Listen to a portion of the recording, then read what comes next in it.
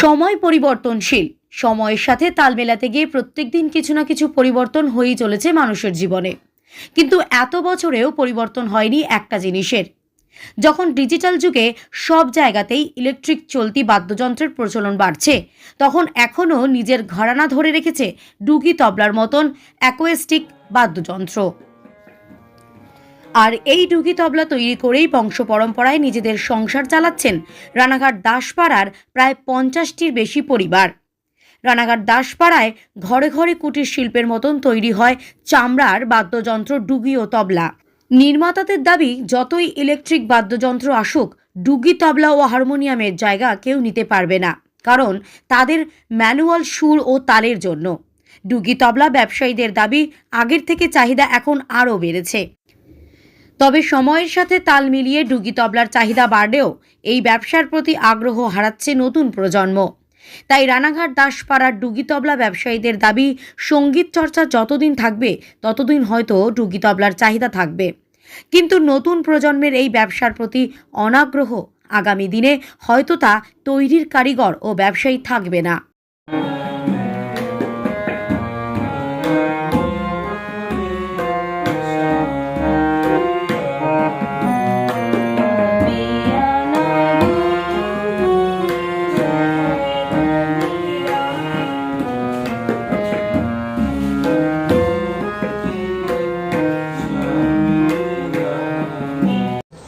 না, তবলা ইলেকট্রিক যতই ইলেকট্রিক বা বাদ্যযন্ত্র আসুক না কেন, তবলা হারিয়ে যায়নি। কারণ এই তবলা যারা তৈরি করছেন বা প্রস্তুত করছেন, প্রচণ্ড পরিশ্রম করেই তারা তৈরি করেন। হাত ফেটে যায়, রক্ত বেরোয়, এবং এই ম্যানুয়াল তবলার ওপর কোনো রকম কিছু হয় না। সে যে কোনো মিউজিকের ক্ষেত্রে, যে কোনো ম্যানুয়াল তানপুরা হোক, ম্যানুয়াল হারমোনিয়াম হোক, ম্যানুয়ালের ওপর কিছু হয় না। যত ইলেকট্রনিক্স আসুক বা হ্যান্ডসোনিক আসুক, এখন বর্তমানে অত্যাধুনিক যুগে ইলেকট্রনিক্স জিনিস যতই তৈরি হোক না কেন, তবলা, বাঁয়া এবং হারমোনিয়াম এগুলো মানে ম্যানুয়াল যেহেতু, এবং এটা তৈরি করতে যে ধরনের জিনিস দরকার হয় বা যে ধরনের জিনিসগুলো, যে আওয়াজগুলো ওর ভেতর থেকে আসে, সেটা একমাত্র ম্যানুয়ালি আসতে পারে। ইলেকট্রনিক্স জিনিস যতই উন্নত হোক না কেন, কিন্তু ম্যানুয়ালের সঙ্গে পারবে না বলে আজ পর্যন্ত আমাদের এই ব্যবসার অস্তিত্বটা আজও বজায় আমরা রাখতে পেরেছি। পুরানো দিনে যতটা চাহিদা ছিল, বর্তমান যুগে তার থেকে অনেক বেশি চাহিদা আছে।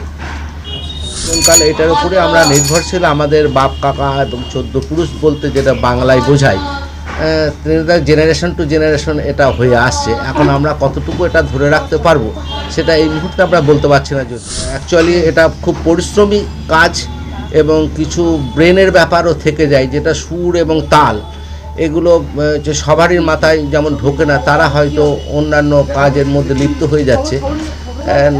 একটা সময় ছিল জেনারেলি জেনারেশন টু জেনারেশন এর মধ্যে আসতে হতো বা আনা হতো, কিন্তু বর্তমান যুগে সবারই ক্যাপাসিটি সমান না থাকার দরুন হয়তো কিছু কিছু ছিটকে বেরিয়ে যাচ্ছে। চালিয়েছে এই ব্যবসা। এখন বাবা আমাকে হ্যান্ড ওভার করে দিয়েছে, 10টা বছর হয়ে গেছে যে তুই চালা।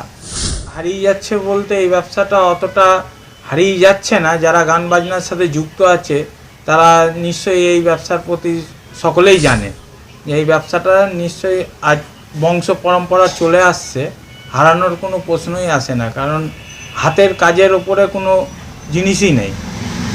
এই খবরটি নিবেদন করছেন মঞ্জেরিজ, ঠিকানা ফুলিয়া ট্রেকার স্ট্যান্ডের ঠিক বিপরীতে।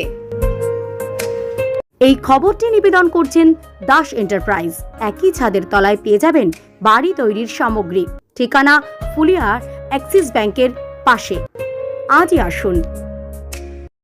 এই খবরটি নিবেদন করছেন Barsha medicare chemist and druggist centre.